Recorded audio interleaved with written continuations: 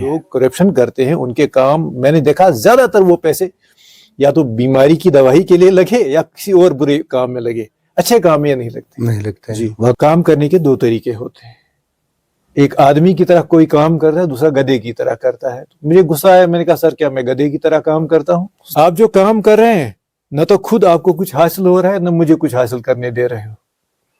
انسان کی طرح کام کرو, خود بھی کچھ حاصل کرو, مجھے بھی کچھ حاصل کرنے دو. میں نے کہا سر ابھی میں گدھا ہی ٹھیک ہوں, تو آپ کسی دوسرے آدمی کو میری جگہ لائیے جو آپ کی خدمت کر سکتا ہے. آگے بڑھنا ہے تو کرپشن کو چھوڑنا پڑے گا. تو یہ کرپشن کے لیے لڑنے کے لیے لوگوں کو بھی, جوڈیشری کو بھی, ایجوکیشن ڈپارٹمنٹ کو بھی, ہر محکمے کو آگے آنا ہے. جتنی دیر ہمارا ضمیر جاگ نہیں جائے گا تو ہم آگے نہیں بڑھ پائیں گے. ہم نے پوچھا آپ کس قسم کی پتی ڈال رہے ہیں چائے میں کہ اس کا رنگ سفید ہی ہے؟ تو انہوں نے کہا جناب یہ وائٹ ٹی ہے. تو ہم نے پوچھا وائٹ ٹی کیا ہوتی ہے؟ کہا جی چیئرمین ماو نے کہا ہے کہ ہمارے پاس پتی خریدنے کے لیے پیسے نہیں ہیں, اب پانی کو ابال کر پیو تو اس کو وائٹ ٹی کو ہو. تو ہم یہ میں نہیں کہتا ہوں, یہ ڈاکٹر فاروق عبداللہ نے ایک تقریر میں کہا ہے کہ زیادہ کرپشن مت لیجئے, خالی 10% لیجئے. ڈاکٹر فاروق کی بالکل جس طرح باقی محکموں میں جتنی بے ضابطگیاں ہوتی ہیں اس حد تک اس محکمے میں بے ضابطگی نہیں ہوتی ہے. لیکن بدقسمتی کی بات یہ ہے کہ اس محکمے کے لوگ جس طرح ان کا چلنا پھرنا اٹھنا بیٹھنا ہے تو وہ بدنامی کا باعث ضرور ہے. سب سے پہلے ناظرین کو السلام علیکم ورحمۃ اللہ وبرکاتہ. آج کے اس ملاقات کے پروگرام میں جناب ولی محمد صاحب کانسپورہ ہمارے ساتھ ہے. پروگرام میں آنے کا ان کا ہم خیر مقدم کر رہے ہیں اور شکریہ بھی ادا کرتے ہیں. شکریہ. سب سے پہلے ان سے ہم جاننا چاہیں گے کہ ولی محمد صاحب آپ نے اپنے زندگی کی جو شروعات کی ہے, جو زندگی کا سفر شروع کیا ہے, وہ کہاں سے کیا ہے جناب ولی محمد صاحب؟ محترم غلام حسن صاحب, پہلے میں آپ کو السلام علیکم عرض کرتا ہوں, ساتھی ناظرین کو بھی سلام عرض کرتا ہوں. چونکہ ہم اس دور سے ہیں جب کشمیر میں ابتدائی مرحلہ تھا تعلیم تربیت حاصل کرنے کا. زیادہ تر لوگ اس سے پہلے تعلیم سے ناآشنا تھے اور ہم اسی دور میں سکولوں کی طرف راغب ہوئے. تو ہمارے یہاں کانسپورہ پورے ایریا میں دلینا کے بعد پہلا پرائمری سکول تھا جو کہ چک کانسپورہ میں تھا. تو میرا داخلہ 1961 عیسوی میں چک کانسپورہ میں ایک پرائمری سکول میں ہوا. اس کے بعد ہی ایک بیسک سینٹرل سکول کانسپورہ میں مورد وجود میں آیا اور 1963 عیسوی میں ہم وہاں چلے گئے پڑھنے کے لیے. 6ٹھی جماعت کا امتحان وہاں سے پاس کر کے تو ہم کمپٹیٹیو ایگزام میں شامل ہو کر سینٹ جوزفس میں 7th سے شروع کر دیا 1967 عیسوی میں.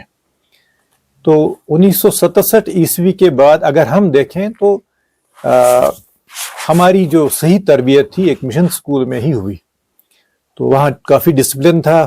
وہاں کے پرنسپل اور وائس پرنسپل دونوں ہالینڈ سے تھے, ڈچ تھے, تو جو مشنریز تھے. تو انہوں نے یہاں لوکل زبان بھی سیکھی تھی, اس کے علاوہ اردو بھی سیکھی تھی, انگریزی بھی سیکھی تھی. تو چونکہ ان کا لوگوں کے ساتھ انٹریکشن کرنے کے لیے, ان بچوں کے والدین کے ساتھ انٹریکشن کرنے کے لیے انہوں نے یہ لوکل زبان سیکھی تھی اور عبادت کے طور پہ یہاں تعلیم و تربیت کو بڑھانے کی کوشش کر رہے تھے.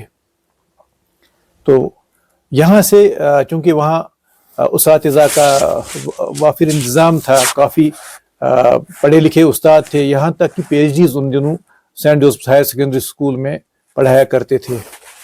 تو وہاں سے ہماری تعلیم تربیت شروع ہوگی. اس کے علاوہ کھیلوں کے میدان میں بھی یہ اسکول کافی نمایاں کردار ادا کرتا تھا, نہ صرف ہمارے ڈسٹرکٹ میں بلکہ پورے کشمیر وادی میں اعلیٰ مقام تھا اس کا کھیلوں میں اور پڑھائی لکھائی کے معاملے میں.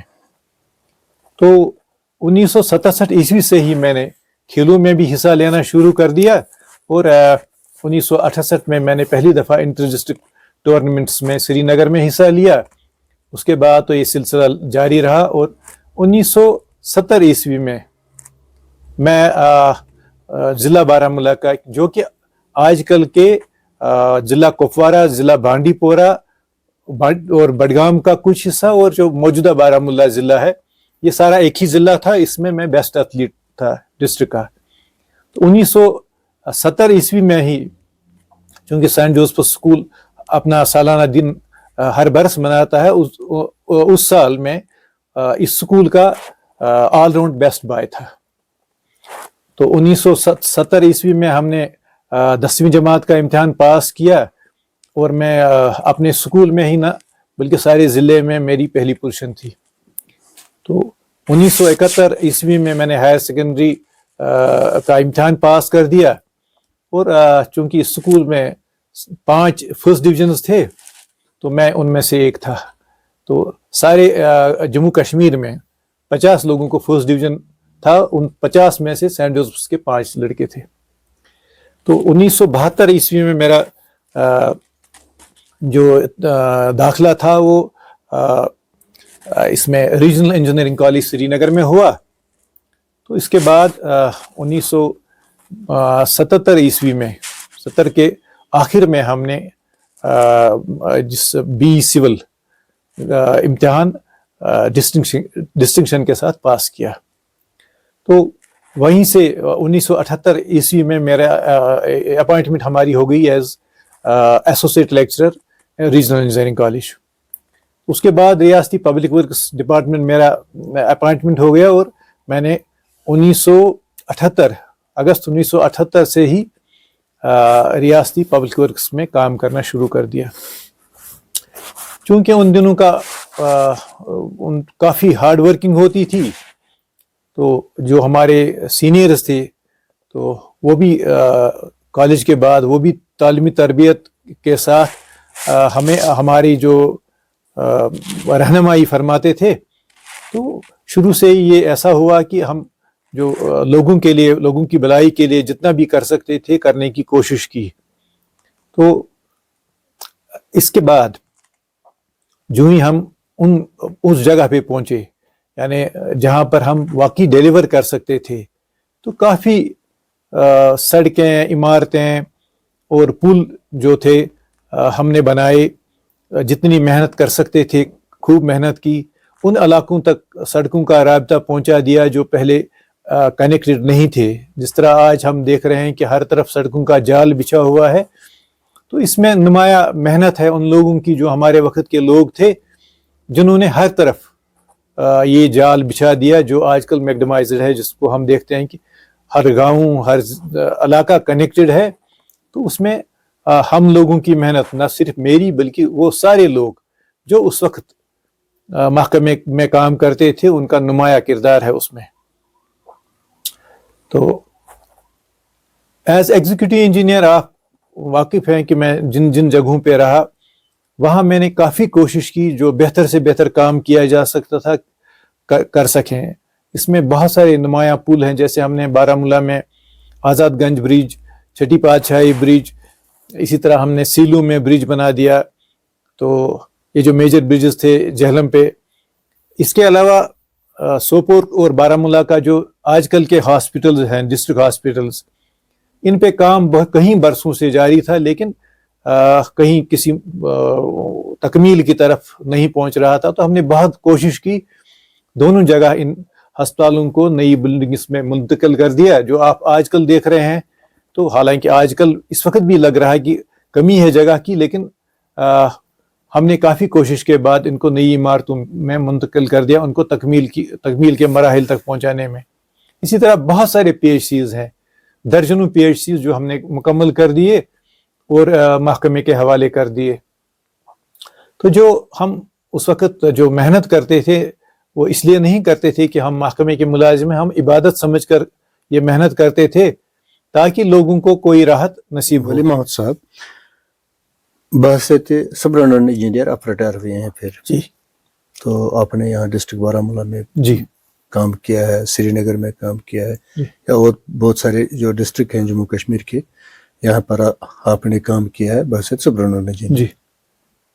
اچھا، آپ یہ جو بتا رہے ہیں ولی محمد صاحب، اپنا جو آپ تعارف دے رہے ہیں کہ بحثیت جونیئر انجینئر آپ نے کام شروع کر کے تو سپرنٹینڈنٹ انجینئر کے عہدے تک آپ پہنچے ہیں، پھر یہاں سے آپ رخصت ہوئے ہیں. زندگی کا یہ جو سفر ہے، تعلیم ہے، روزگار ہے، آپ بیان کر رہے ہیں، تو جاننا ہمیں یہ ہے کہ جو ماحول تھا، جس ماحول میں آپ نے تعلیم پائی ہے یا آپ بڑے ہوئے ہیں، کس طرح سے ہوئے ہیں، یا آپ کا جو ارد گرد کا ماحول ہے، سماج ہے، معاشرہ ہے، سوسائٹی ہے، یا اپنی برادری ہے، اس ماحول میں آپ نے، جب یہ تعلیم کا رواج نہیں تھا، لوگ پڑھنے کو نہیں جا رہے تھے کیونکہ یہ ریسورسز نہیں تھے پڑھنے پڑھانے کا، تو آپ نے یہ ماحول جو دیکھا ہے وہ کیا تھا، وہ ماحول کیا تھا، وہ سماج کیا تھا، وہ آپ کی برادری کیا تھی؟ ان سے ہٹ کر آپ نے پہلی پوزیشن لائی ہے سینٹ جوزف میں، پھر پہلی پوزیشن آپ نے لائی ہے وہاں بی ای کی ہے، گریجویشن کی ہے آپ نے سری نگر انجینئرنگ کالج میں، تو اس سے ہٹ کر آپ نے تعلیم حاصل کی ہے اور ایک ڈسٹنگش یہ کی حیثیت سے آپ پاس ہوئے ہیں. تو تھوڑا سا اس پہ آپ روشنی ڈالیے کہ یہ ماحول کا کیا اثر رہا ہے آپ کی زندگی پر. جی، ہمیں چونکہ ہمارا جو گاؤں ہے یہ قصبہ بارہمولہ کے ساتھ ٹاؤن بارہمولہ کے بالکل عقب میں واقع ہے. تو یہاں چونکہ ہمارے گھر میں جو بھی ہمارے بھائی صاحبان تھے، بڑے مجھ سے تھے، اور اڑوس پڑوس میں اور ہمارے رشتہ دار جتنے تھے تقریباً سارے ملازم تھے. زیادہ تر لوگ فلڈ کنٹرول اور الیکٹریکل ڈپارٹمنٹ میں یہ کام کیا کرتے تھے. چونکہ کلاس 4 ملازمین تھے یا اس سے تھوڑے بڑے تھے، ہمارا جو خاندان تھا، تو اس میں کچھ لوگ پہلے ہی تعلیم یافتہ تھے جنہوں نے لاہور یونیورسٹی سے میٹرک پاس کیا تھا. تو یہ ایک اثر تھا. تو جب یہ سارے لوگ مل بیٹھ کر بات کیا کرتے تھے تو ان کی زبان پہ اپنے آفیسرز کا ہی بیان ہوتا تھا کہ آج ہمارا اسسٹنٹ انجینئر آ گیا، آج ہمارا ایگزیکٹو انجینئر آ گیا، چیف انجینئر صاحب آئے تھے تو ان نے یہ کیا، فلاں نے یہ کیا. تو اور ہم خود اپنی آنکھوں سے بھی ہم دیکھا کرتے تھے فلڈ کنٹرول ڈپارٹمنٹ میں کافی اچھے انجینئرز ان دنوں تھے جو کام کیا کرتے تھے. ان میں ذکر کرنا چاہوں گا کہ تجمل حسین صاحب ایک تھے، وہ اسسٹنٹ انجینئر ہوا کرتے تھے. تو بہت سویرے جب ہم کھیلنے کے لیے نکلتے تھے گراؤنڈ میں ایکسرسائز کے لیے، یا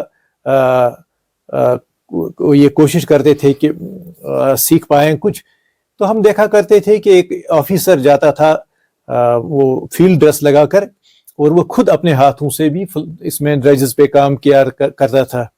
تو اس چیز نے ہمیں بڑا متاثر کیا کہ اگر یہ لوگ ان آفیسر صاحبان کی تعریف کیا کرتے ہیں تو یہ وہ کیسے بنے. تو میں پوچھا کرتا تھا وہ کیسے آفیسر بنے، تو وہ ذکر کیا کرتے تھے انہوں نے کافی پڑھا، بڑی محنت کی ہے، اس کے بعد انجینئرنگ کی، انجینئرنگ کے بعد ایسے ہوئے. تو میرے دل میں یہ شوق بچپن سے ہی اجاگر ہوا تھا کہ اگر یہ لوگ بن سکتے تو ہم کیوں نہیں. اس چیز نے مجھے محنت کرنے پہ کافی مجبور کیا. نہ صرف میں نے اس پڑھائی ہی کی بلکہ کھیل کود میں بھی حصہ لینا شروع کر دیا. تو یہ ریاستی سطح پر بھی میں نے ریسز میں حصہ لیا. 100 میٹر میں فرسٹ رہا کرتا تھا، 200 میٹر میں ریاستی سطح پر 200 میٹر میں فرسٹ رہا کرتا تھا. تو اس طرح بہت سارے گیمز میں ہائکنگ کے لیے ہم جایا کرتے تھے، لیکن ساتھ میں پڑھائی کو میں کبھی نہیں بھولا. تو سکول سے آنے کے بعد میرا یہی مشغلہ رہتا تھا، کتابیں نکالوں، پڑھا کروں. کہیں ڈیفیکلٹی ہوتی تھی تو اپنے اساتذہ سے دوسرے دن سوالات پوچھ کر ان سے مدد لے کر میں آگے بڑھنے کی کوشش کیا کرتا تھا، اور انشاءاللہ یہ کامیاب رہا. تو چونکہ اقتصادی طور اگرچہ ان دنوں زیادہ لوگ ایفورٹ نہیں کر سکتے تھے اپنے بچوں کو اچھے اسکول میں پڑھائیں، لیکن ہمارے والدین اور برادران کا بڑا شکریہ ہے کہ انہوں نے میرے تمام اخراجات اٹھائے اور اچھی طرح سے ہمیں تعلیم تربیت حاصل کرنے میں بڑی مدد کی. تو یہ انہی کی محنت کا نتیجہ ہے، انہی کے سپورٹ کا نتیجہ ہے کہ میں اس مقام پر پہنچ پایا. اٹھار صاحب، بڑی محنت اور لگن سے آپ نے جو پڑھائی کی ہے اور ماحول کا جو آپ بیان کر رہے تھے کہ آپ کے ارد گرد کا جو ماحول تھا وہ پڑھنے پڑھانے کا تھا، تو کسی کی آپ ذکر یہ کر رہے تھے کہ لاہور سے بھی کچھ لوگ آپ کے خاندان سے آئے تھے پڑھے لاہور یونیورسٹی سے میٹرک کیا. تو کوئی ہے آپ کا؟ جی ہاں، غلام ڈار تھے وہ، بعد میں چیف فور مین ریٹائر ہو گئے الیکٹریکل ڈپارٹمنٹ سے، تو لاہور یونیورسٹی سے میٹرک پاس تھے ان دنوں، ہمارے کزن تھے. اچھا اچھا جی اچھا. تو آپ کے والد صاحب کا جو رول رہا ہے آپ کے زندگی میں وہ کیا تھا؟ موٹیویشن کافی کی انہوں نے مجھے، کیونکہ میرے بڑے بھائی پڑھ نہیں پائے تھے، تو اسے بڑا شوق تھا کہ کوئی ہمارے خاندان میں سے اچھی تعلیم حاصل کرے، اس لیے وہ کافی موٹیویٹ کیا کرتے تھے. اور فائنینشیل سپورٹ جتنا بھی ہوتا ہے، ایک آپ جانتے ہیں ایک مشن اسکول میں، پرائیویٹ اسکول میں پڑھنا تھوڑا کاسٹلی ہوتا ہے، تو لیکن میرے لیے کوئی ڈیفیکلٹ بات نہیں تھی کہ ان کا کافی سپورٹ میرے ساتھ رہا. والد صاحب کے؟ والد صاحب. تو والد صاحب پیشے کے لحاظ سے کسان تھے؟ کسان تھے بالکل. ہم یہاں بیسیکلی ہماری جو ڈائناسٹی ہے تو اچھے خاصے زمیندار تھے، کافی آسودہ حال تھے. تو میرے والد صاحب کے پاس بھی ان دنوں 200 کنال سے زیادہ زمین تھی، باغات بھی تھے اور پیڈی لینڈ بھی تھی، آبی لینڈ. تو اس لحاظ سے یعنی اچھے خاصے مطلب گھر سے اس لحاظ سے تھے کہ آسودہ حالی تھی، کوئی تنگ دستی نہیں تھی، اللہ کا کرم ہے. تو جس طرح بعد میں شیخ صاحب نے یہاں لینڈ فارمز کیے تو لینڈ ٹلر ہوا، تو اس طرح سے بہت سارے لوگوں کو زمین ملی، لیکن ہم اس کھاتے سے نہیں ہیں. ہماری بنیادی زمین ہے، اور ہمارے کزنز بھی اس وقت بھی جو ہم یہاں ہیں، تو اللہ کا کرم ہے کہ جو ہمارے کزنز اور ہم لوگ ہیں ابھی بھی ہزاروں کنال زمین ہمارے پاس اپنی ہے. اچھا ڈاکٹر صاحب، ایسا ہے کوئی جو اس وقت جس ماحول سے آپ گزر رہے تھے، کوئی ہے ایسا آپ کی نظر میں جو پڑھنا چاہتا تھا مگر یہ غربت کی وجہ سے اس نے پڑھائی چھوڑ دی، یا تنگ دستی کی وجہ سے اس نے پڑھائی چھوڑ دی، یا کہیں سے اس کو یونیفارم نہیں ملا، کہیں سے کوئی فیس سکول کی نہیں ملی، یا کہیں سے کوئی کتابیں نہیں ملی؟ ایسے لوگ ہیں. بہت سارے بچے ہمارے ساتھ جو پرائمری اسکول اور یہاں سینٹرل اسکول میں، بہت سارے ایسے لوگ تھے جو میٹرک کی لیول سے باہر نہیں جا پائے، چونکہ میٹرک کی لیول تک اس لیے وہ چلے گئے کہ دلینا میں ہائی اسکول تھا، تو یہاں سے جانے کے بعد انہوں نے دلینا تک وہ جا سکے، لیکن باقی زیادہ لوگ اس لیول سے اوپر نہیں چڑھ سکے. تو اس میں سے ہم 2 بچے تھے یہاں کے لوکل جو پرائمری اسکول چک سے آئے تھے اور بعد میں سینٹرل اسکول کاجسپورہ سے، جنہوں نے ہمارے بیچ میں آگے تعلیم حاصل کی. باقی لوگ صرف اقتصادی کمزوری کی وجہ سے آگے نہیں بڑھ پائے. آپ کی جو پہلی اپائنٹمنٹ ہوئی ہے وہ RNB میں ہوئی ہے، باسط جونیئر انجینئر، اور اس محکمے میں آپ ترقی کرتے کرتے سپرنٹینڈنٹ انجینئر تک پہنچ گئے ہیں. مگر مانا جا رہا ہے کہ لوگوں کا ماننا ہے کہ یہ جو محکمہ رہا ہے RNB ایک بدنام محکمہ ہے، بدنام زمانہ محکمہ رہا ہے کرپشن کا، اس میں ایک ڈینز آف کرپشن تھا.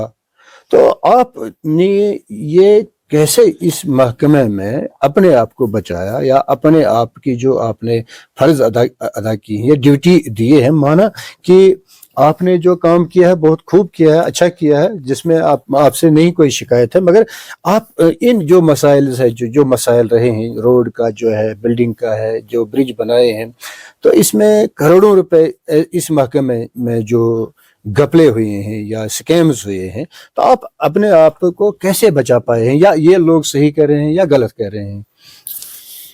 دراصل اس میں میرا یہ کہنا ہے کہ ایک آدمی کے سامنے آپ بہت ضیافت رکھتے ہیں، تو ضیافت رکھنے کے بعد آپ یہ مجھے بتائیے کہ وہ کیا کرے گا، تو وہ کھانے کی کوشش کرے گا یا نہیں کرے گا. اور اگر کوئی اپنے آپ کو وہاں بچائے رکھتا ہے تو اس کا بڑا کمال ہے. یہ ایک استاد سے یہ سوال نہیں پوچھا جا سکتا کیونکہ اس کے پاس خرچ کرنے کے لیے کچھ بھی نہیں ہے پڑھائی دینے کے لیے. ایک ایگریکلچر والے یا دوسرے محکمے کے پاس کافی پیسے نہیں ہیں، کیونکہ یہاں جو ہے جو بھی پبلک ورکس کے جتنے بھی ونگس ہیں اس میں اربوں روپیہ خرچ ہوتا ہے انجینئرز کے ذریعے سے، افسران کے ذریعے سے. جس حد تک اس محکمے کو بدنامی حاصل ہے وہ نہیں ہے. دراصل ایک خاص بات ہے، اس میں ایک خاص رول ہے کہ انجینئر بدنام کیوں ہوتے تھے. چونکہ یہ صبح جب نکلتے تھے بہت ارلی نکلتے تھے، شام کو دیر سے لوٹتے تھے، کافی محنت کرنے کے بعد تھکے ہارے ہوتے تھے، اور بعد میں یہ چونکہ ان دنوں کا ماحول ایسا تھا کہ چلو جی فلم دیکھنے چلے، چلو جی یہ کرنے دیکھے. چونکہ ان کے پاس وسائل یہ تھے کہ گاڑیاں اویلیبل ہوتی تھی، تو یہ یہاں وہاں گھومنے جاتے تھے. جو جس کریز میں یہ رہتے تھے اس میں زیادہ تر بدنامی حاصل ہے. تو باقی لوگ تو سیدھا زندگی گزارتے تھے، آتے تھے سویرے آئے گھر میں بیٹھے. چونکہ ان کا آنا جانا بہت زیادہ تھا، اس وجہ سے انہیں زیادہ بدنامی حاصل تھی. اس حد تک کرپشن نہیں تھا. کرپشن کے لحاظ سے جتنے بھی سرویز آئے تو محکمہ پبلک ورکس کو شاید 18ویں یا 20ویں نمبر پہ ریاست میں رکھا گیا تھا. تو یہ بعد میں سب سے بعد میں آتا ہے. تو اگر آپ کسی بھی محکمے میں جائیں گے، میں کسی کی شکایت کرنا نہیں چاہتا یا بولنا نہیں چاہتا، میں نے خود بہت جگہوں پہ جا کر یہ دیکھا کہ کیسے کام کرتے ہیں. تو اس لحاظ سے پبلک ورکس میں آپ نہیں دیکھیں گے کہ وہ تماشا ہے، وہ قصہ ہے. اب چونکہ آپ پیسہ خرچ کرتے ہیں اس لیے لوگ ایلیگیشنز بھی زیادہ لگاتے ہیں. اگر لوگوں نے کام نہیں کیا ہوتا تو اتنے پل، اتنی عمارتیں، اتنی سڑکیں آج آپ نہیں دیکھتے. اریگیشن کی ہماری اتنی سکیمیں ہیں، پبلک ہیلتھ انجینئرنگ کی اتنی سکیمیں ہیں، تو یہ کہاں سے آئی؟ اگر سارا گپلا ہی تھا تو پھر یہاں ہونا کچھ نہیں چاہیے تھا. جس طرح باقی محکموں میں جتنی بے ضابطگیاں ہوتی ہیں اس حد تک اس محکمے میں بے ضابطگی نہیں ہوتی ہے. لیکن بدقسمتی کی بات یہ ہے کہ اس محکمے کے لوگ جس طرح ان کا چلنا پھرنا، اٹھنا بیٹھنا ہے، تو وہ بدنامی کا باعث ضرور ہے. جی ڈاکٹر صاحب، آج کل جیسے ہو رہا ہے کہ RNB میں سکیم پہ سکیم ہو رہا ہے، کچھ بڑے آفیسر اریسٹ بھی ہوئے ہیں جو انوالو ہے، سکینڈلز میں انوالو ہے. ایک بات یہ ہے.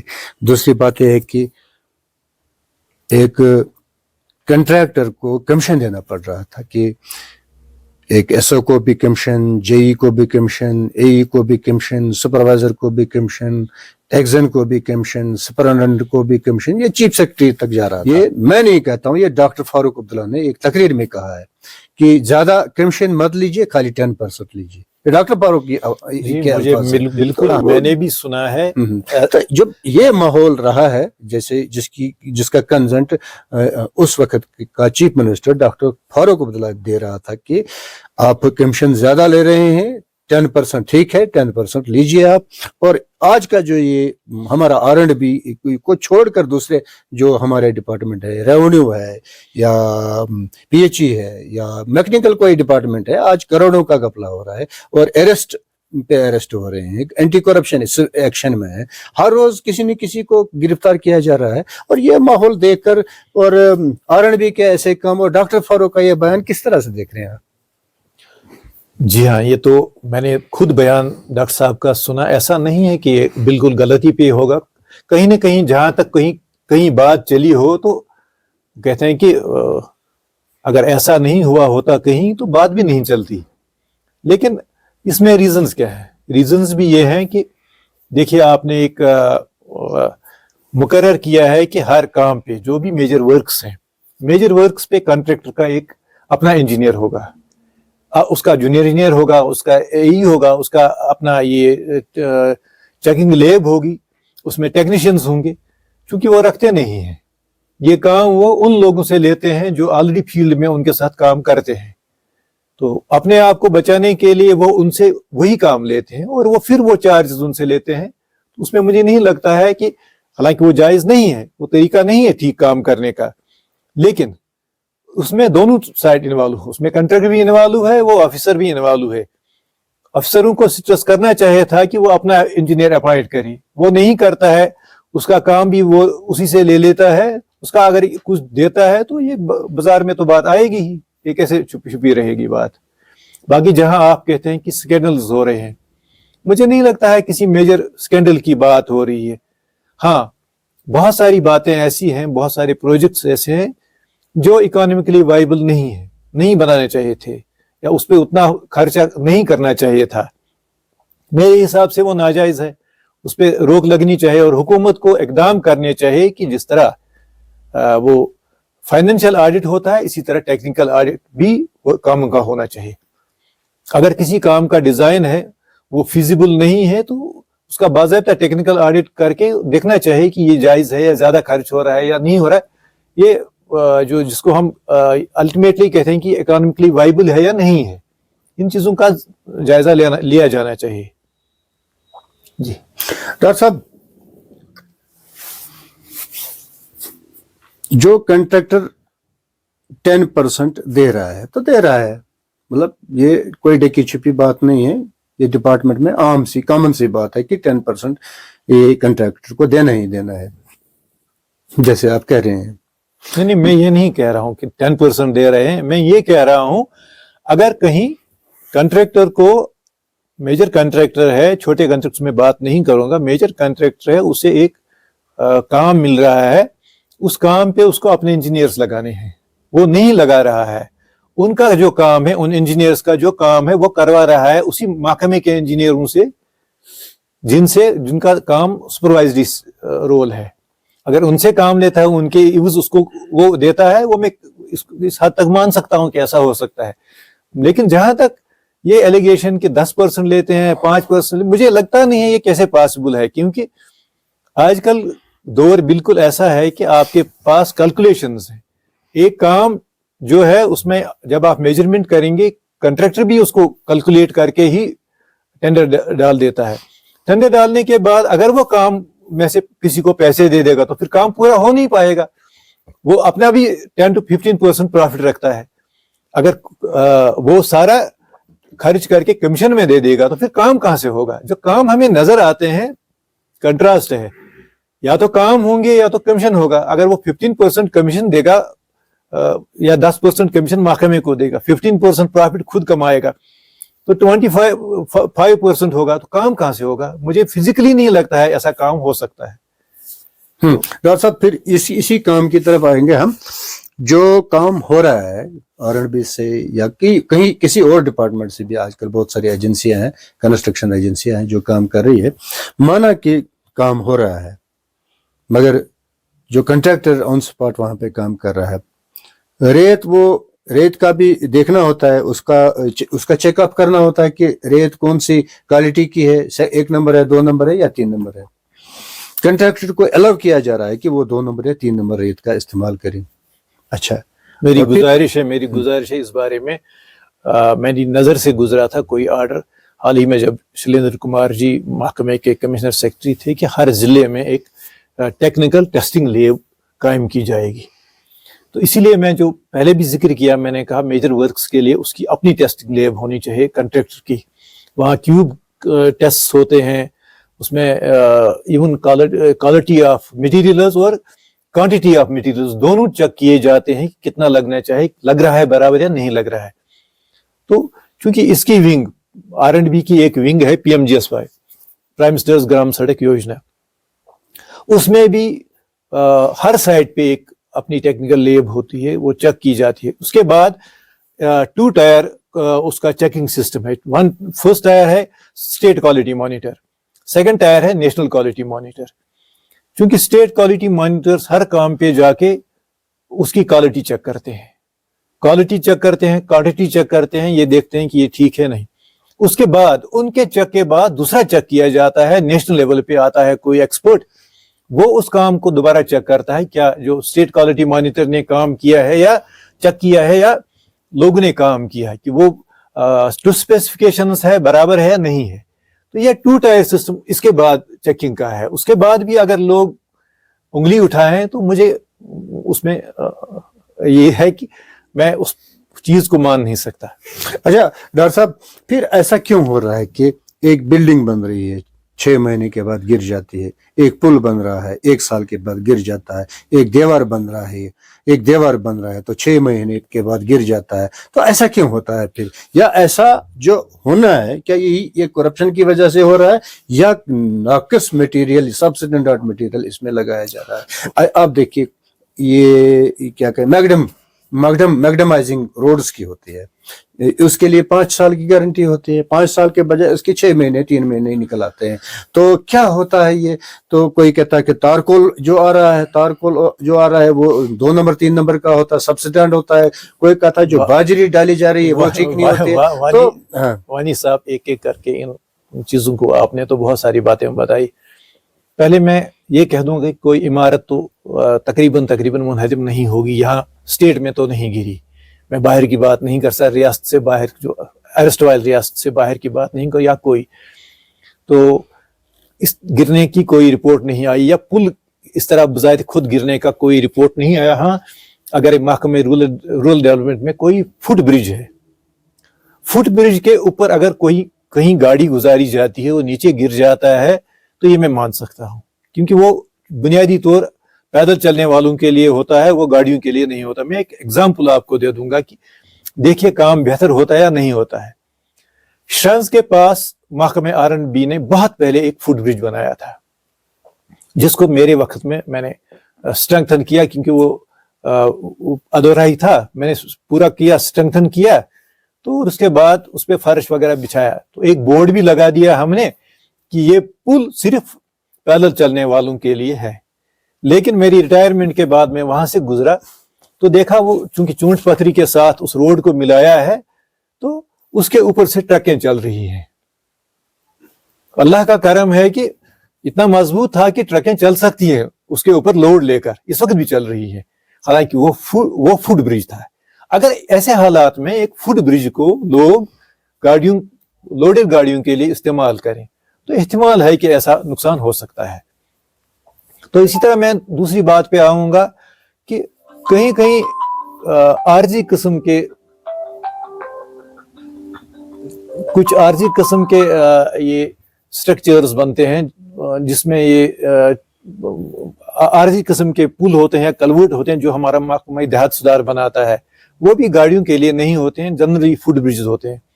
तो लोग इस चीज को भूल जाते हैं कि ये फुट क्रॉसिंग्स हैं, इनके ऊपर गाड़ियां चलाते हैं या पर्सनल गाड़ियां चलाते हैं, फिर उससे वो गिर जाते हैं, या गाड़ियों को नुकसान होता है, या उन लोगों को नुकसान होता है कि वो बदकिस्मती है हमारी कि लोग ये नहीं समझते हैं। तो इस तरह का कोई वाक़ा मेरी नजर में नहीं है, जैसे आपने फरमाया। तो अब आप मटेरियल्स की बात कह रहे थे, first class sand, second class sand. नहीं, कोशिश तो यही रहती है कि मटेरियल साफ रहे। मुझे नहीं लगता है कोई शख्स जानबूझकर इस सेकंड क्लास मटेरियल कहीं लगाने की कोशिश करे। अगर कहीं ऐसी शिकायत है तो लोगों का भी ये फर्ज बनता है कि वो महकमे तक ये बात पहुंचाए, ताकि उन चीजों की टेस्टिंग की जाए और ये बताया जाए। हम किसी भी वक्त ये मालूम कर सकते हैं इसमें कितनी रेत लगी है, कितनी बजरी लगी है, कितनी सीमेंट लगी है और किस क्वालिटी की है। अब आपने मैग्डमाइजेशन की बात की, ये इसमें कम वक्त निकलता है, कहीं बिल्कुल ऐसी शिकायत हो सकती है, मैंने खुद भी देखा है।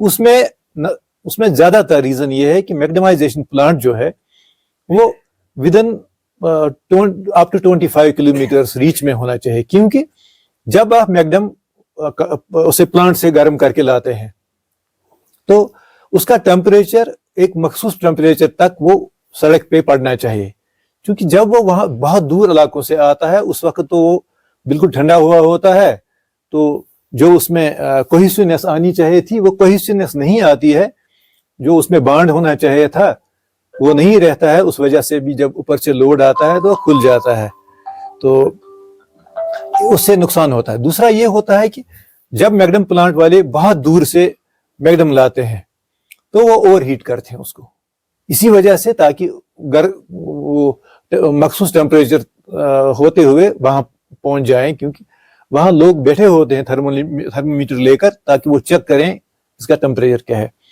तो उस वक्त क्या होता है कि वो जल जाता है तारकोल जल जाने से वो बॉन्डिंग जो होती थी वो प्रॉपर बॉन्डिंग नहीं रहती है, तो वो उस वजह से भी सड़कों पे काफी नुकसान होता है।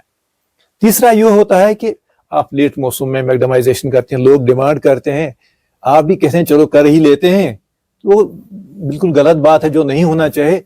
सर्दी के मौसम में करते हैं जब तारकोल पिघल कर जो उसमें नेचुरल बॉन्ड आना चाहिए था वो नहीं आता है।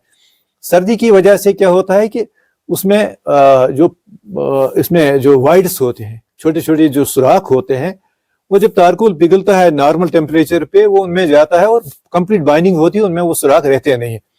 لیکن اگر ایسا نہیں ہوا، لیٹ موسم میں پڑا، تو جب فراسٹنگ ہوتی ہے، اس کے اوپر پانی آتا ہے تو فراسٹنگ ہوتی ہے. آپ نے دیکھا ہوگا پلاسٹک بوتل میں یا شیشے کی بوتل میں آپ پانی اوپر تک بھریں اور باہر آپ سردی کے موسم، آج کل کے موسم میں رکھ دیجئے، صبح وہ بوتل کریک ہوئی ہوتی ہے. کیوں ہوتی ہے؟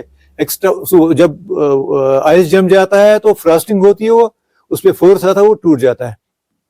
اسی طرح سے جو چھوٹے اس میں وائٹس ہوتے ہیں، اس میں جو پانی ہوتا ہے وہ جم جاتا ہے. جمنے کے بعد فراسٹنگ سے وہ اس میں اپ لفٹنگ فورسز آ جاتے ہیں، وہ کھل جاتا ہے. تو جیسے آپ اگر پوری ٹرک چلائیں اس کے اوپر سے، اس سے زیادہ فورس آتا ہے، اس میں وہ باجی کھل جاتی ہے تو روڈ بالکل ڈیمیج ہو جاتا ہے. ڈاکٹر صاحب آپ سے مشورہ لیتے ہیں ہم کہ ہم اس کرپشن کو ختم کرنا چاہتے ہیں، روکنا چاہتے ہیں کہ جو یہ نیگلیجنس ہو رہی ہے، جیسے کہ دیوار گر جاتے ہیں یا پل میں دراریں پڑ جاتی ہے. جیسے آج کل میں ایک تازہ مثال دے رہا ہوں آپ کو، سوپور کا جو بائی پاس برج بنا ہے تو تب سے اس میں دراریں پڑی ہے، وہ آج تک فل اپ نہیں ہو رہی ہے. اور سوپور کا جو دوسرا برج ہے، یہ میری نظروں میں ہے، اور چھان کی برج کی بات کر رہا ہوں، اس میں بھی دراریں پڑی ہیں تو وہ ابھی تک فل اپ نہیں ہو رہی. ہماری انجینئرنگ کیا اتنی پور ہے، کیا اتنی سستی ہے کہ وہ ایسے وانی صاحب میں عرض کروں، پہلے آپ بائی پاس پل کی بات کر رہے تھے تو یہ پل بیکن اتھارٹیز نے بنا دیا تھا شاید، تو یہ اسٹیٹ پی ڈبلیو ڈی نے نہیں بنایا. تو اس کی تعمیر بیکن والوں نے کی، اور کیونکہ پہلے ٹھیکیدار نے چھوڑ دیا تھا، بعد میں مجھے یاد ہے ان دنوں خورشید گنائی صاحب کمشنر سیکرٹری تھے یا ایڈوائزر تھے، تو ہم نے بھی ان تک یہ بات پہنچائی پل کمپلیٹ کیوں نہیں ہوتا ہے، تو انہیں زور لگا کر وہ اس پل پہ کام لگوایا. تو اپروچ والز جو تھے بہت جلد بازی میں ان نے اپروچ والز کو صحیح نہیں بنایا تھا، جو آپ کہتے ہیں لیک آف سپرویژن تھا، کسی نے دیکھا نہیں تھا، اور ابھی اس پہ کنسلٹیشن بھی نہیں ہوئی تھی اپروچ پہ، تو اس کو ٹریفک کے لیے چھوڑ دیا گیا، جس سے میں نے بھی خود دیکھا کہ اپروچ والز اس کے پل پہ تو کوئی نقصان نہیں ہوا، لیکن اپروچ والز اس کے ٹوٹ گئے تھے. تو یہ اس میں ریزن تھا. جہاں تک اب آپ چھان کھن برج کی بات کہتے ہیں، تو چونکہ اپروچ والز ٹوٹ سکتے ہیں اوور لوڈنگ سے، تو یہ گاڑیاں جب چلتی ہیں وائبریشنز ہوتی ہیں، وہ کچے پکے دیوار تھے، ان میں نقصان ہو سکتا ہے. وہ فل کنکریٹ والز نہیں تھے، اسٹون میسنری والز تھے، ان میں مائنر ڈیمیجز ہو جاتی ہیں، لیکن وائبریشنز کی وجہ سے. اور جو جس لوڈنگ کے لیے ہم روڈوں کو ڈیزائن کرتے ہیں، اس لوڈنگ سے اب کہیں زیادہ لوڈ کی گاڑیاں آتی ہے جو ان کے اوپر سے گزرتی ہے، تو ویئر اینڈ ٹیئر اتنا زیادہ ہے. آپ دیکھتے ہیں کہ 8 ٹن جنرلی لوڈ ہونا چاہے میوے کا ایک ٹرک میں، اب وہ 16 ٹائر والے ٹرکس آتے ہیں، 12 ٹائر والے ٹرکس آتے ہیں، جو ان کو لوڈنگ کرنی ہے اس سے دگنی ان نے لوڈنگ بڑی ہوتی ہے، تو وہ اس سے روڈ میں کہیں نہ کہیں اپروچ والز میں تھوڑا نقصان ہوتا ہے. مین برج میں کسی قسم کا کوئی نقصان نہیں ہے.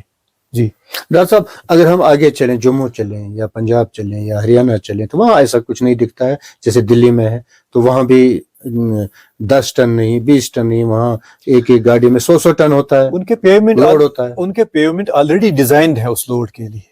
ہمارے روڈز اب اپ گریڈ ہو رہے ہیں، جیسے آپ دیکھ رہے ہیں نیشنل ہائی وے میں اب وائڈنگ ہو رہی ہے.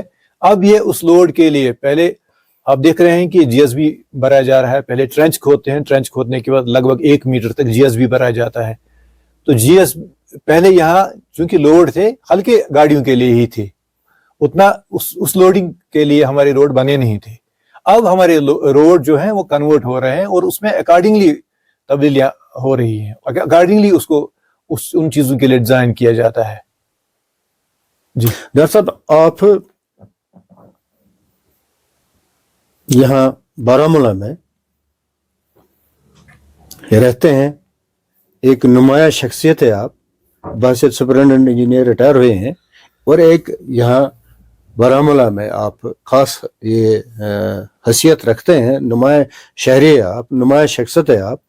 بحیثیت ایک شہری آپ سے اگر یہ جاننا چاہیں گے ہم کہ کوئی مشورہ دیجیے آپ، اس کرپشن کو اگر ہم ختم کرنا چاہیں گے تو کس طرح سے کیا جائے گا؟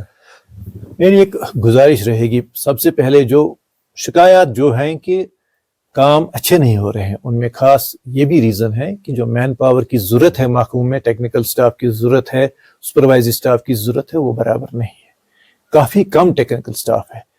تو میں بھی کہیں جگہوں پہ جاتا ہوں، وہاں دیکھتا ہوں کہ شاید ایک جونیئر انجینئر کا ورک لوڈ جتنا ہے، تو اس بات کے لیے ویسے ہمیں مرکزی حکومت کا شکریہ ادا کرنا چاہیے کہ انہوں نے اتنے زیادہ فنڈز دیے ہیں کہ کافی کام چل رہے ہیں، لیکن ان کاموں کے ساتھ ساتھ جتنا ٹیکنیکل سٹاف ہونا چاہیے تھا وہ ٹیکنیکل سٹاف نہیں ہے۔ میں دیکھتا ہوں کہ جونیئر انجینئرس کی کافی کمی ہے، ورک سپروائزرس کی کافی کمی ہے، اسسٹنٹ ایگزیکٹو انجینئرس کی کافی کمی ہے۔ تو اس وجہ سے جو ایک شخص ہر جگہ نہیں پہنچ سکتا، اس جتنے کاموں کے پروپورشنلٹی کے حساب سے سٹاف ہونا چاہیے تھا، اس کی کمی نے کافی یہ کر دیا ہے کہ کوالٹی آف ورک میں کمی آ سکتی ہے۔ اس میں یہ بھی ہے کہ جب اگر کہیں سے کسی مزدور نے، کسی ٹھیکیدار نے مٹیریل صحیح نہیں لگایا تو اس میں یہ بھی رہتا ہے کہ سپروائزری سٹاف وہاں تھا نہیں۔ تو سب سے پہلے گورنمنٹ کو یہ بھی کرنا چاہیے کہ کاموں کا معیار برقرار رکھنے کے لیے ٹیکنیکل سپرویژن کی سپروائزری سٹاف کو پرووائڈ کرنا چاہیے۔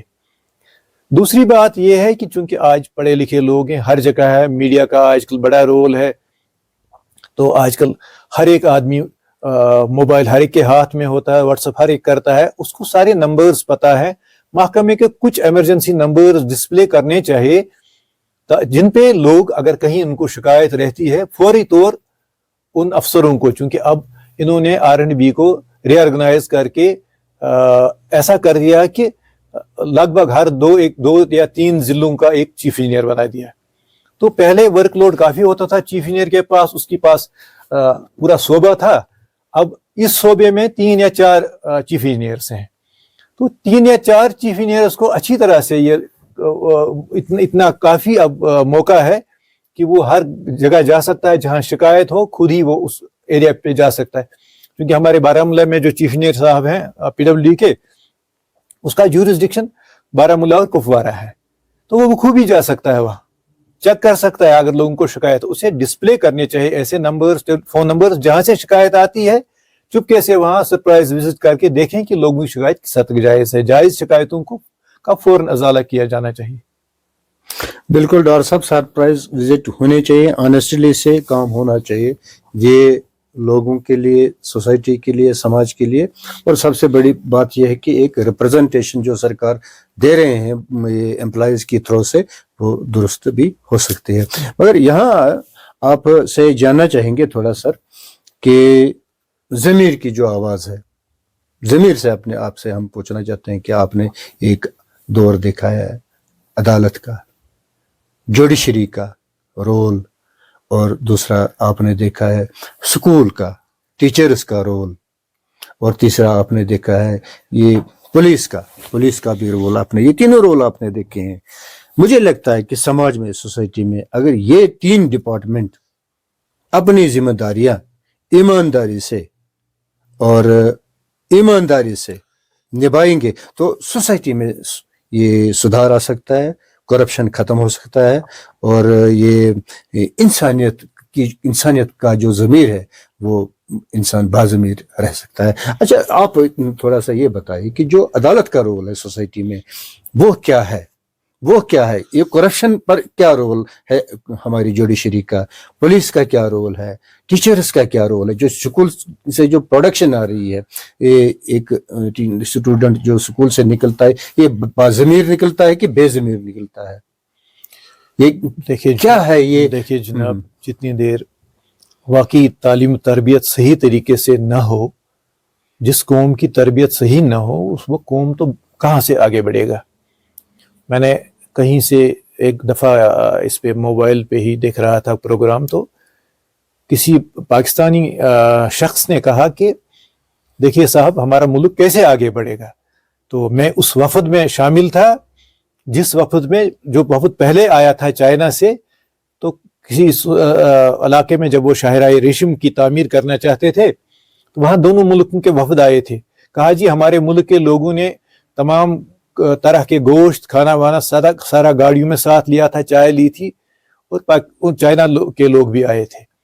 تو انہوں نے کہا کہ ہم چائے پی رہے تھے تو رنگدار تھی, تو ان کے گلاس میں ہم نے دیکھا سفید چائے ہے. تو ہم نے پوچھا آپ کس قسم کی پتی ڈال رہے ہیں چائے میں کہ اس کا رنگ سفید ہی ہے. تو انہوں نے کہا جناب یہ وائٹ ٹی ہے. تو ہم نے پوچھا وائٹ ٹی کیا ہوتی ہے؟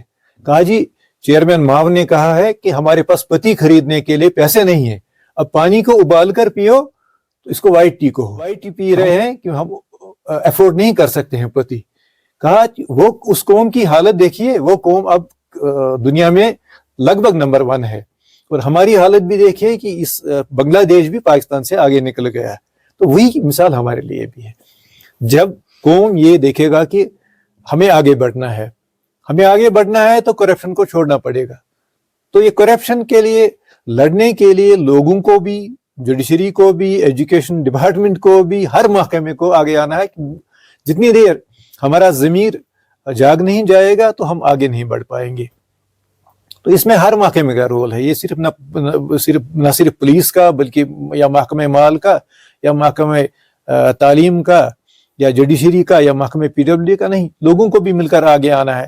آج کل ذرائع ابلاغ اتنا تیز ہے کہ اگر کہیں سے کچھ غلط ہوتا ہے اس کو اجاگر کریں.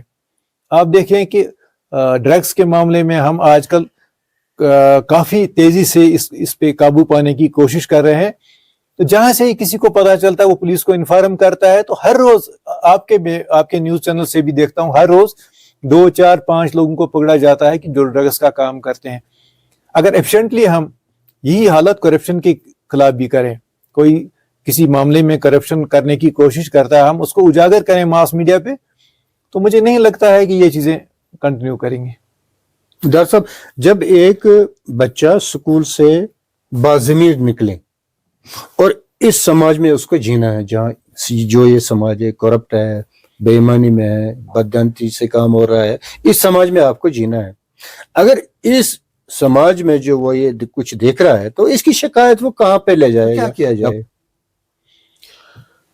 اگر کسی چیز میں ساری قوم ملوث ہو تو اس میں ایک آدمی یا 2 آدمی اس کو سدھار نہیں سکتے ہیں. سدھارنے کے لیے سبوں کو مل کر کام کرنا ہے. دیکھیے شکایت عدالت کیا فیصلہ کرے گی.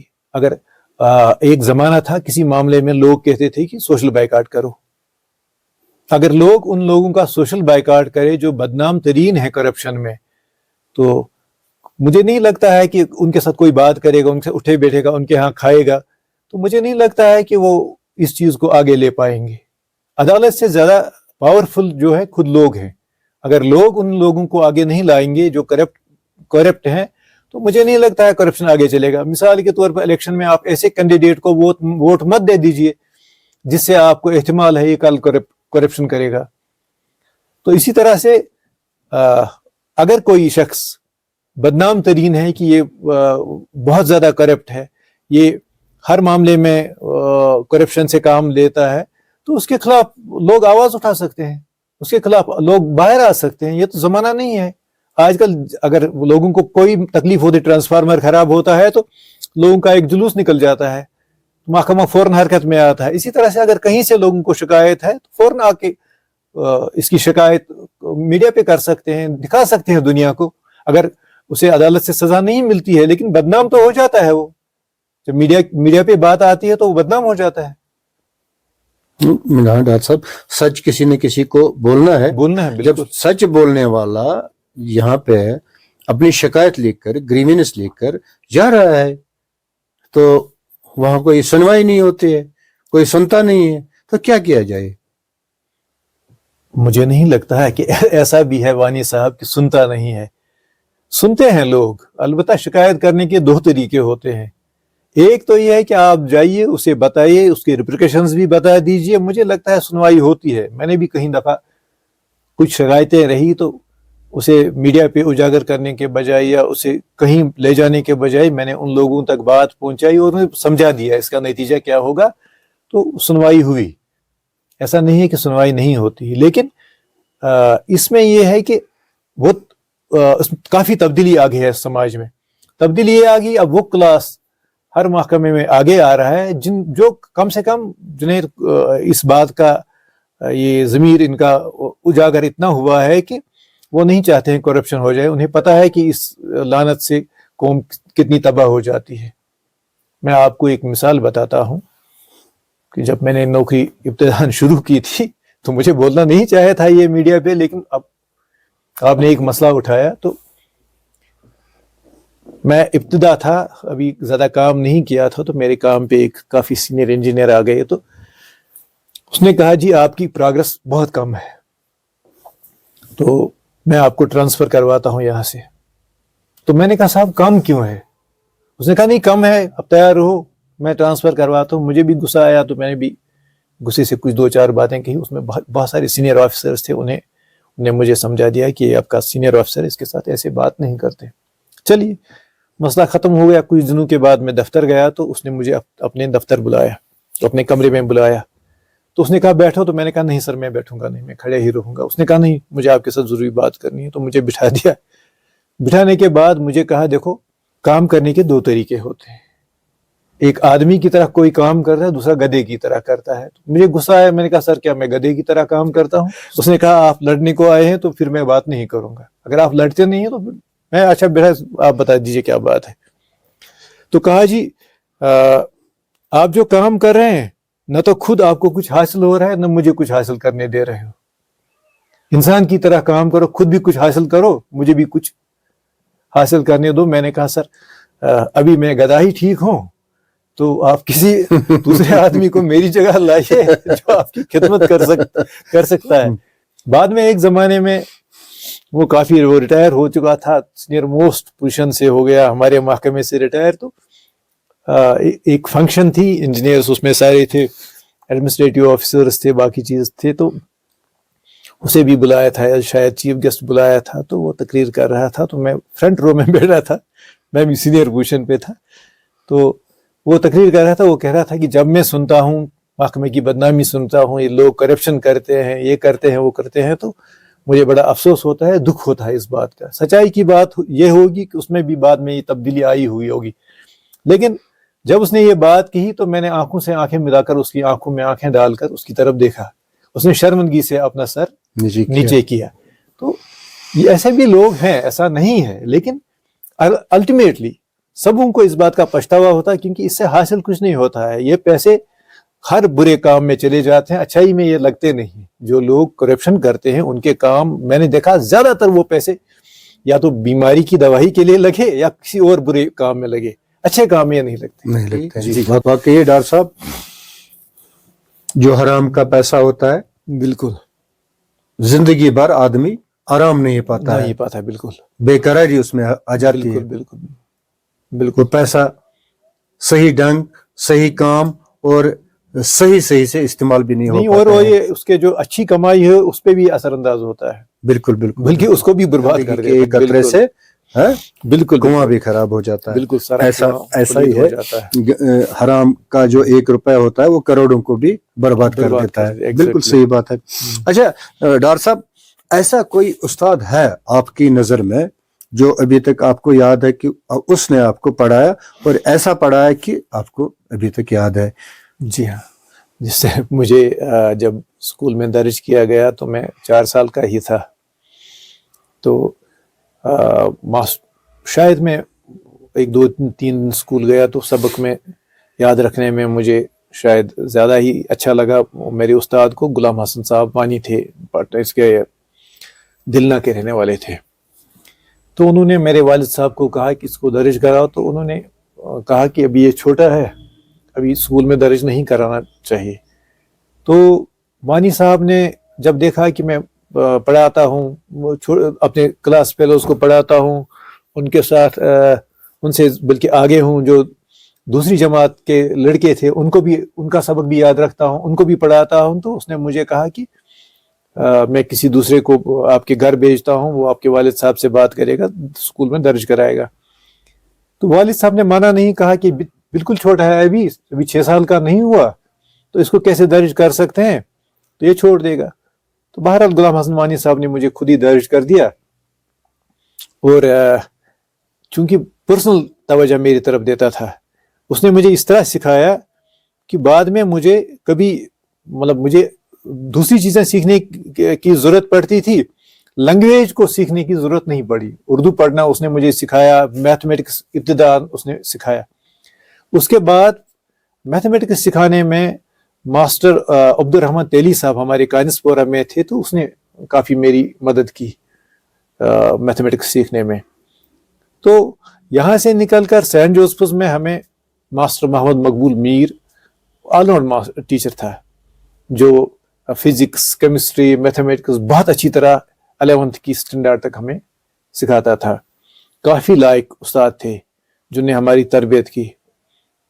تو ابتدائی اسکول میں ان استادوں کا کافی رول رہا.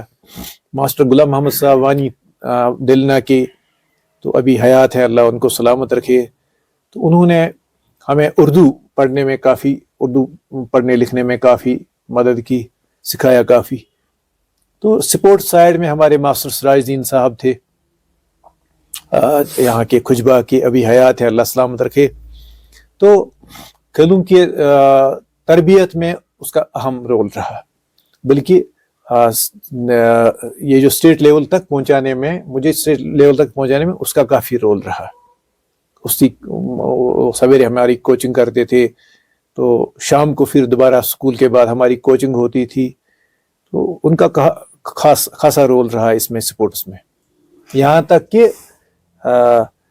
میں انجینئرنگ کے بعد میں نے فائنل کا ایگزام دیا تھا, اور میں انڈین ملٹری اکیڈمی میں نے یہ انٹرنس ایگزام دے دیا. ان کا وہ امتحان بھی پاس کیا, جوائن نہیں کر سکا کیونکہ میری ڈگری نہیں آ چکی تھی ان دنوں.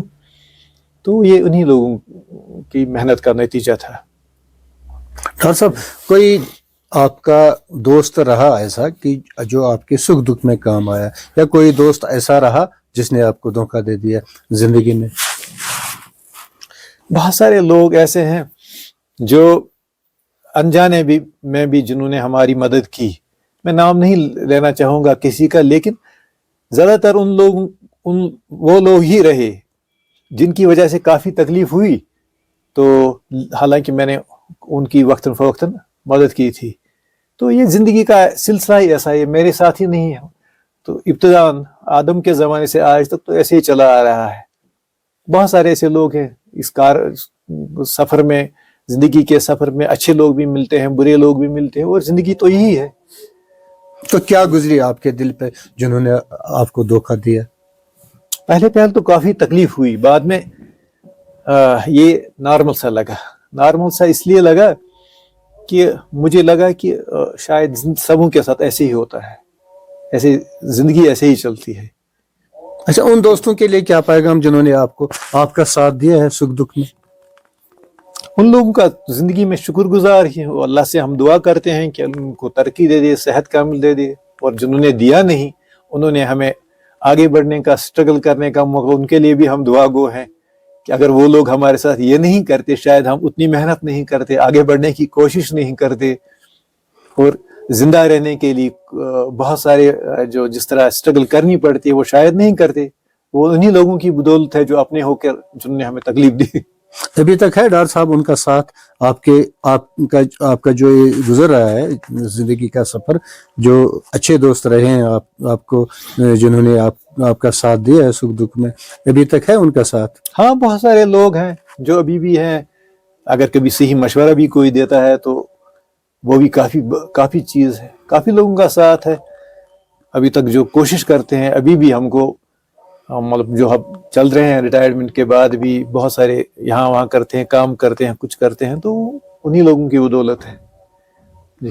تو ڈاکٹر صاحب کیا کرنا چاہیے آج کل کے بچوں کو؟ جیسے کہ آپ نے اپنی جو زندگی کا سفر آپ کہہ رہے ہیں کہ 1961 یا 60 سے آپ نے شروع کیا ہے زندگی کا سفر, اور تب سے اب تک فی الحال انشاءاللہ اس کی مدد سے, اوپر والے کی مدد سے جاری ہے. تو بہت کچھ دیکھا آپ نے, اتار بھی دیکھا ہے, چڑھاؤ بھی دیکھا ہے, اور ایمانداری بھی دیکھی ہے, بے ایمانی بھی دیکھی ہے, کرپشن بھی دیکھا ہے, اور باضمیر لوگ بھی دیکھے ہیں, بے ضمیر لوگ بھی دیکھے ہیں. تو ایسے بچے بھی دیکھے ہیں جو والدین کی نافرمانی بھی کر رہے ہیں, کوئی فرما بردار بھی ہوتا ہے. تو کیا میسج رہے گی ان بچوں کو اس ماحول میں جینے کا؟ میری تو یہی میسیج رہے گی, والدین سے میسیج رہے گی کہ بچوں کی تعلیمی تربیت گھر سے ہوتی ہے. انہیں جو اخلاقی قدریں ہیں وہ گھر سے سکھانی ہے. یہ صرف زبان سے بتانے سے نہیں, وہ والدین کو جو کچھ کرتا دیکھتے ہیں اس کی نقل کرتے ہیں. پھر اگر اسے وہ اس حد سے بھی آگے بڑھتے ہیں اس میں قصور ان کا نہیں ہے. دیکھیے جناب, جو والدین اپنے بچوں کو اچھے عادات سے روشناس کراتے ہیں, خدا ترسی سکھاتے ہیں, ایمانداری سکھاتے ہیں, ان کے بچے کافی حد تک ایمانداری ہوتے ہیں, اچھے ہی ہوتے ہیں. جو اپنے بچوں کو برائی کی طرف لے جانا چاہیے, ایزی منی دیتے ہیں, ان کے پاس ایزی منی آتا ہے, کہیں سے بھی آتا ہے, تو ان کے بچے بھی خراب ہو جاتے ہیں. جو آج کل ڈرگس کی طرف وہ راغب ہوتے ہیں, وہ کون سے بچے ہیں جن کے پاس اتنا پیسہ رہتا ہے کہ وہ افورڈ کر سکتے ہیں. بعد میں وہ اگر والدین کے جیب بھی کاٹتے ہیں وہ دوسری بات ہے. تو اصلاح کے لیے والدین کو ہی آگے بڑھنا ہے. والدین کے بعد اساتذہ کا رول آتا ہے. جیسے پہلے آج کل تو مارل سائنس کی کتابیں پڑھائی جاتی تھی, لیکن ہمارے زمانے میں مارل سائنس کے لیسنز بتائے تھے, استاد بتاتے تھے, سکھاتے بھی تھے, اور بعد میں واچ بھی کرتے تھے کہ یہ بچہ گھر میں کیا کرتا ہے, باہر کیا کرتا ہے, اس کی پوری خبر رکھتے تھے. اب اتنی فرصت نہ اساتذہ کے پاس ہے, نہ ہی والدین کے پاس ہے. نہ ان کو پتا ہے کہ ہمارے بچے گئے تو گئے کہاں دن میں, تو کیا اسکول سے آ گئے. تو اتنی لگژریز ہیں, نہ تو والدین ان سے پوچھتے ہیں کہ آپ یہ کیسے کرتے ہیں, کہاں سے پیسہ آیا, کیا ہوا, تو نہ تو دوسروں کے پاس اتنا وقت ہے. تو لہٰذا تربیت کے لیے والدین کو تربیت کرنی چاہیے, پھر اساتذہ کو بچوں کا خیال رکھنا چاہیے, تو قوم بہتر ہو سکتی ہے. اگر ہم ایسا نہ کریں تو پھر ان کا سدھار بہت مشکل ہے. ناظرین, یہ رہے ڈار صاحب جو R&B میں بحیثیت سپرنٹینڈنٹ انجینئر کام کر رہے تھے, اور اس کے بعد ایک طویل عرصہ جو انہوں نے دیا ہے R&B میں بحیثیت انجینئرنگ ڈپارٹمنٹ میں, آج ریٹائر ہوئے ہیں اور سبکدوشی کی زندگی یہاں پہ گزار رہے ہیں. تو ابھی ان کے جو حوصلے بلند ہے, جو یہ میسیج دے رہے ہیں اپنے جو نوجوان بچے ہیں, قابل رشک بات ہے, قابل تقلید بات ہے. ہم بھی یہی ان بچوں کو کہنا چاہیں گے کہ ڈار صاحب کا جو یہ لمبا تجربہ رہا ہے, 40-45 سال کا جو دور ان کا رہا ہے, یہ 45 سال کا نچوڑ ہے جو ڈار صاحب کہہ رہے ہیں, ایک رزلٹ آپ کو دے رہے ہیں. ڈار صاحب کی جو باتیں ہیں بہت انمول ہے, بہت قیمتی ہے. تو انشاءاللہ اگر پھر کبھی موقع ملا ڈار صاحب سے پھر بات کریں گے, اور پھر سے ایسے سوالات لے کر آئیں گے جن سے ہمارے بچوں کو فائدہ ہو. تو ڈار صاحب آج کے لیے اتنا ہی کافی ہے. السلام علیکم. وعلیکم